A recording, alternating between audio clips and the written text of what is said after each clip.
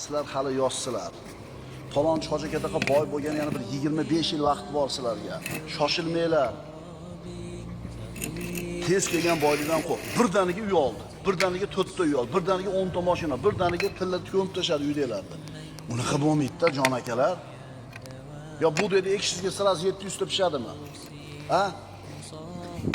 Chachasiz biri chiqadi, biri chiqmaydi. Sabr qilinadi, nimaga shoshilasizlar? Qachon qarz olish mumkin? Qachon shariat qarz olishingizga ruxsat beradi, qarz olishlik joiz deydi. Islom dini qarz olishni faqatgina zaruriy holatlarda deydi, olishlikni joizligini va faqat juda ehtiyotkorlik bilan yondoshlikka targ'ib qiladi.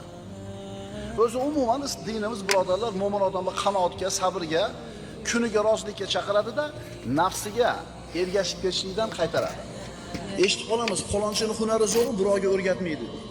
Ha desa, konkurent bo'lib qoladi. Yana bitta shu ishni biladigandan bo'lib qolsa, dedi, unaqa emas. Musulmon odam e'tiqodida seni rizqingga hech kim konkurent bo'lmaydi. Yana qaytarib aytamiz.